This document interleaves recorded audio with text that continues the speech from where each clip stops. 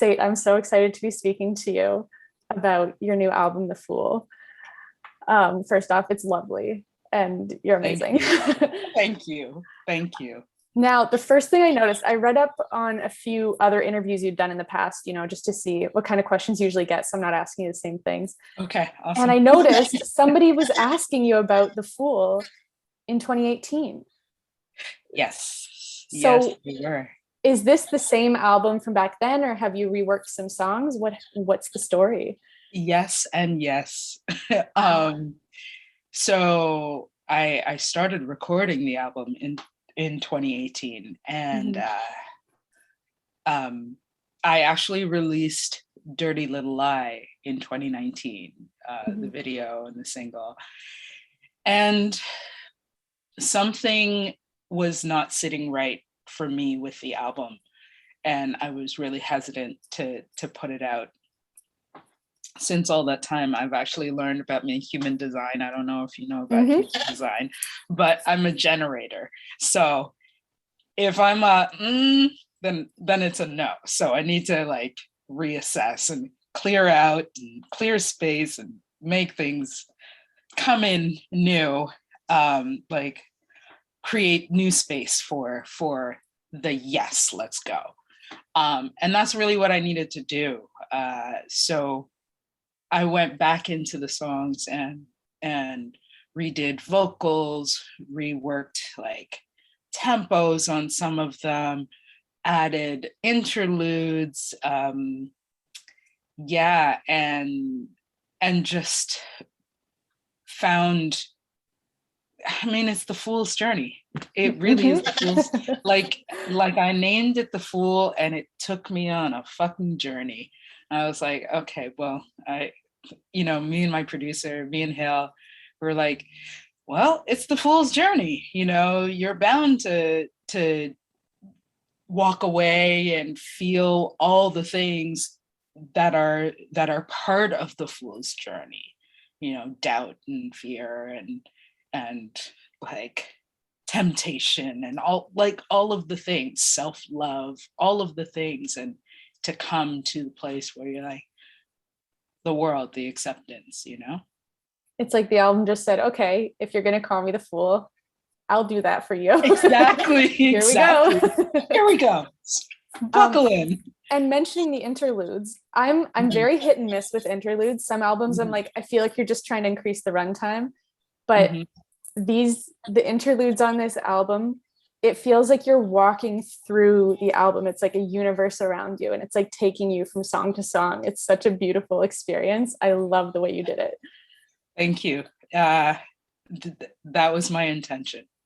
It worked. I that's what I love about interludes. That's what I love about albums. I grew up I like listening to albums from beginning to end and hearing why the artist chose that track listing, because I believe there's a story behind that. And maybe there isn't a story for a lot of people. There's a flow. There's a flow. My favorite storyteller and album is Stevie Wonder. Listening to his albums from top to bottom, that's a journey. Pink Floyd is another one, just a journey. I love journey albums. So that's really what I wanted to do. So I'm glad you felt that way. Yeah, I think the footsteps in the intro track, it feels like you're coming up to the door of the album and walking inside. Yeah. It's very cool. I really like it. And I feel like the tracks themselves, like Guardian Angel really stuck out to me. Is that your mom singing with you as a kid? That's a really beautiful memory to be able to have in that album. Yeah. That I found when my mom passed. So my mom passed just last year. So had I put out the album when it was done, all of this wouldn't happen. So timing is divine, and I was able to include that as really it's part of the journey. Yeah. It's amazing because it takes you on the journey through the album of wherever it takes like me as the listener in my head, but it also takes me like through doorways into your life as well, and seeing these things that influence your music. Yeah. I just like I feel like I'm still in like the high of listening to this album. Oh, like that's so beautiful. I have so many feelings. that I don't even that makes me really happy. I'm glad. I can't wait for everybody else to hear it. It's like my emotions are heightened. I feel like I'm gonna cry, and yeah, I don't even know your mom. I'm so sorry. Oh God. My goodness. This could be one of these afternoons I see. What sign are you? Are you a water sign? Oh my goodness. No, but I'm a Cancer rising, and I feel like it comes up a lot. There you go. Okay. I'm an Aries. Okay. I actually, it's funny. Yeah. I was writing notes for this interview, and I almost started writing something about the scales and balance. And I was like, why am I writing that? And then I was like, I wonder if I can find her birthday. And I was like, she's a Libra. Oh my God. You're super intuitive. I was like, how did I do that? Oh my God. Yeah. Yes, I'm very Libra. Yeah. My mom's a Libra, so I'm very, like, I'm very. You guys are very good together. Yes. Like, or I mean, like, you guys are complementary to each other. Yeah, the sister signs, it works out. Yeah.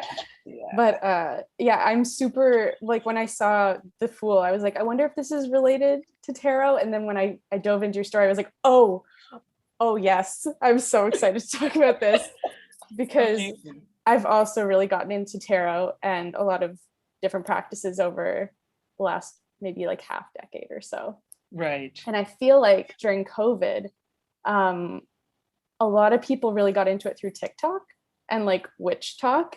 Okay. And it's been I'm so not on TikTok, but that's cool. It's just interesting to see how a lot of it has become a little bit more mainstream. But it's also weird because a lot of people don't really understand it and are just like, tarot is fortune telling, I'll see my future. And you're like, no, hang on, hold back. Not quite. Yeah.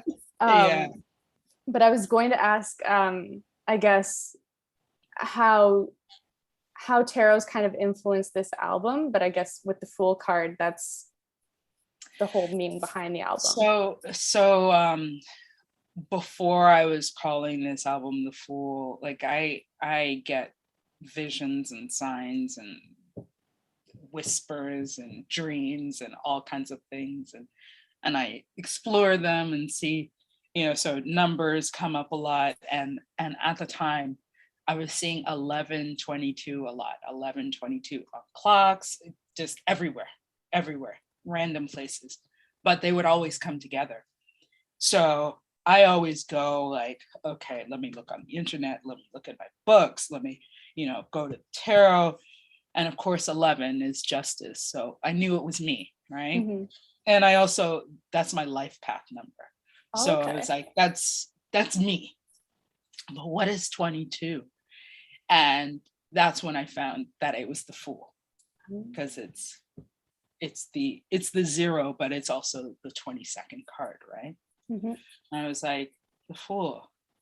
And that's when I started really relating myself back to the Fool, and really understanding that we are all fools on our own journey. And I was like, okay, so the album's called The Fool. Easy decision. Done. yeah and kind of reclaiming the Fool for like not I am a fool, but I am the fool, versus, like, because there's two different meanings behind saying I'm a fool versus I'm the fool. Like, this is my journey. This is like, call me a fool if you want, but I'm trusting myself and my connection to the universe in how I move through the world. I really like that. Yeah. There's a huge, even if you call someone a fool, like, that's not what you mean by it at all. It's a totally different energy. Yeah. But yeah, I think the Fool is very misunderstood as well from people that are kind of on the outside looking at the cards. Totally. it just looks like he's walking off a cliff, and like you're like, but yeah, and call him a fool if you want, but he's following something that's not your journey. That's his, that's mine, that's yours. And it's to respect everyone's journey and know that everyone's journey is divine, and like really encouraging us to really follow our intuition, or we are the source, we are that power. We hold that power. Really empowering people to just come back inside, because you know what you want and what you need and who you are, all of these things. No one can tell you anything that you don't resonate with. If like, and fuck up all you want, but like own it, it's yours. So is the Fool the card that you feel most connected to in the deck? So it's interesting because I'm actually designing a deck. Oh yes, I saw. I was really excited. I'm totally ordering one. yeah. So it's interesting because every card that I do, I'm like, oh no, that's totally, no, that one, no, that one. So it's like changing all the time, but I still deeply resonate with the Fool, I would say. Yeah. That's cool. Yeah. I love that. But I love them all. Like, I think even what shifted, the biggest shifts for me were the Devil, Death, and Judgment. Those three cards were like, and the Hierophant. Actually, those four cards were like, it was more like I didn't understand them. I didn't really get how they played out in my life.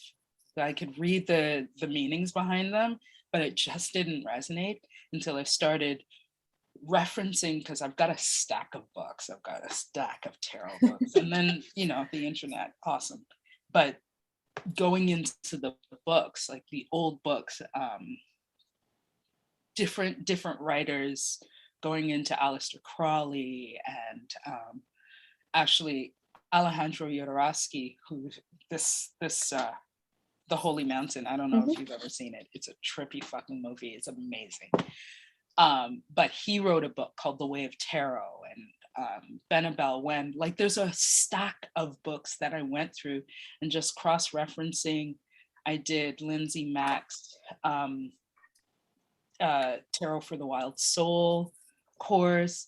So just listening to other people. Biddy Tarot is always a go-to, but listening to other people and kind of weaving it into my own experience, and then going back to the tarot, traditional tarot, and kind of and all of my decks, and just looking at how other people interpreted it. I learned a lot about the tarot. Yeah. I think it's so interesting, and especially when you don't use it. Like, I know some people who kind of see it as like they do it at the start of the day and then are worried all day and looking for things. Whereas I feel like you can use it more as a guide of like things to be mindful of, as opposed to like, this is going to happen today. It creates like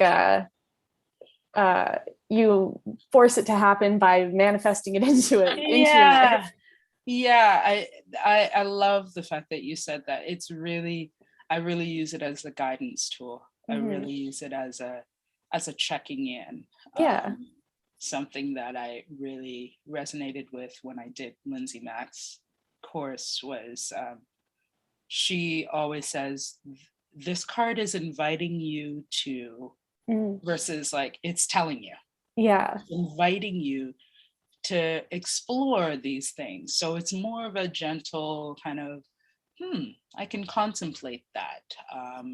It's not gonna happen. It can happen, but it's not so anxiety filled.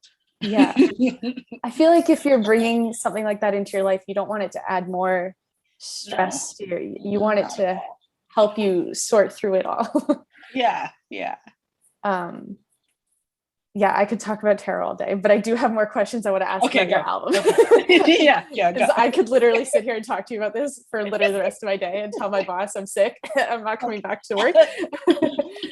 um, so this album has been in the works now for a few years. So, yeah. I mean, you've probably become very, like, I always feel bad for artists because you sit with your album for so long and you're so familiar with it and nobody else has heard it yet. So by the time it comes out, it's old to you.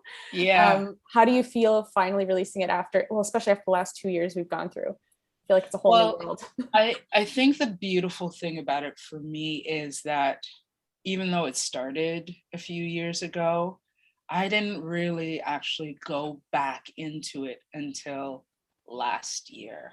Mm-hmm.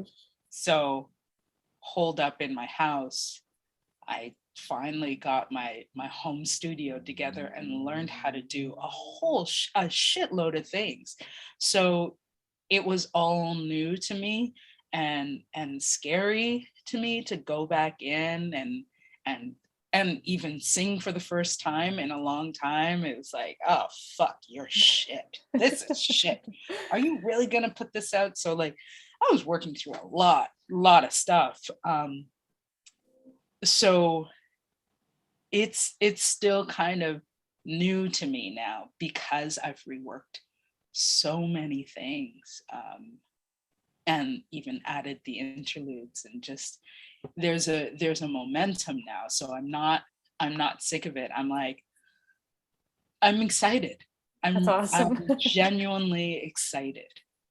That's good. Yeah, because it's coming up soon. I'm really excited for people to hear it. I'm excited and I'm scared as fuck, but I'm so excited. You have nothing to be scared of. It's gonna go so well. And I mean, you're in Toronto as well, right? Are you still here? Okay. Yeah. Things are starting to reopen, so like the chance of actually being able to play some shows and share it with people is imminent. Yeah, this could happen. This could happen. I'm still waiting. I'm still like, just, yeah. Like there's it seems like there's a lot of cancellations. So I'm just. Yeah, I think the Drake Underground just canceled all their programming for the rest of the year. Yeah. Called it all off, but we'll see how things go. If I was patient enough to wait for this album to, I can, there are other things that I can do. I'm going to finish these tarot cards very soon. And like there's other things that, Yeah, I feel like this year has been a lot about adapting for artists and finding new ways to connect with people and share your work. Yeah. What sorts of things have you found over the last little while that have made you feel still connected to like our community here? I mean, Instagram. Yeah, that's like, I feel like that's the main connection. Just that's kind of where I live. And also really looking at just how much I spend on social media, more connecting with my people in real time, and connecting with self. So it's I've been doing a lot of reading, a lot of spiritual books, and so just soul searching, still connected, but the intentions are focused in a different way. Nice. Yeah. And with this album, I guess you have past albums to look back on when it comes to learning from them and processes and things you like. Mm-hmm. Is there anything that you brought into this album that you learned from making your past releases? Oh, like what I brought from my past releases into making this album? Or whether it's like a way that you like writing music, or like a certain, I don't know if there's anything that you've discovered in the past and you're like, oh, now I know how to do it for this one, or this is something I want to try on this one. I'll say what I learned from past past releases, I mean, to like bring myself, like my full authentic self, which I always do.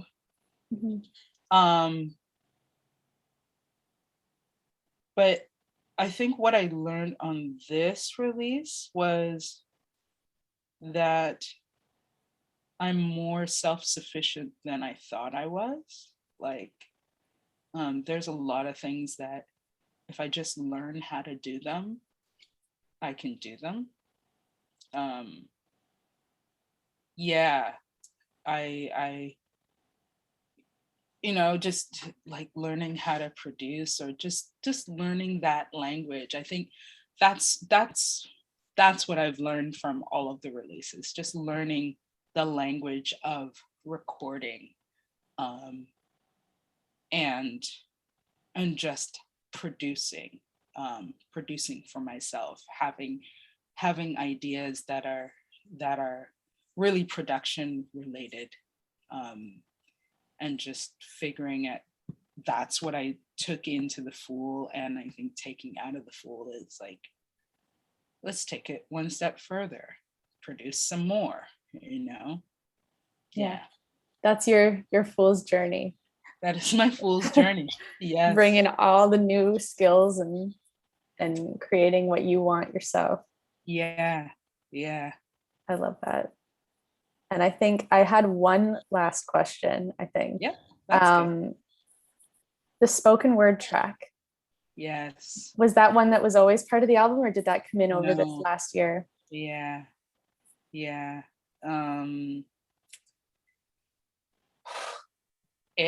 I mean, I have some pretty powerful friends, some pretty fucking incredible, powerful, magical friends. And I remember hearing the Roots album, the first album that they put out, and hearing this woman's voice. And I was like, fuck, her voice is so cool. She's so cool. I just loved her shit. And to think, I don't even know when they put out that album, to think that so many years later, I could call this woman my friend and be like, I want you on my album. I want you to lead me into the Fool. And she's like, what do you need me for? I was like, do you know who the fuck you are? I was like, you're Ursula Rucker. And she was just like, yeah, no, I know, but what do you need me for with the Fool? That song, because she's my sister, and it's just, just to have her there leading, like, I feel like we're walking together to the end, Oh, that's beautiful imagery. Yeah. It feels like listening to affirmations and just like getting yourself in the right headspace to go to the end of the album. Yeah. It's a really nice way to like center yourself before the last song and realizing the album's over. Yeah. Placement was very good. The track listing, perfect. Thank you. So you have the album, you have tarot cards on the way. Yes. Hopefully some shows. Yes. As we're still in this kind of like limbo stage between lives, what is the best thing that we can do as your audience to help support you moving forward with this album? Oh my goodness, share the shit out of it, like on your socials, and share it with your people, like share it, and feel free to, like, I think I'm coming out of hermit mode. I've been a little bit in hermit. Me too. So like I'll I'm gonna be around, and feel free to reach out, and let's start conversation around this, around just empowering each other to remember that we are all fools and on our journey, and there's nothing wrong. Just keep following your gut, your intuition, wherever it lands in your body. Follow it, and it's right. And if it feels like a misstep, that's fine. Just to get up and try again. I love that. Well, Sate, thank you so much for talking to me about all of this. I am so excited for everybody to hear this album. Thank you, Paige.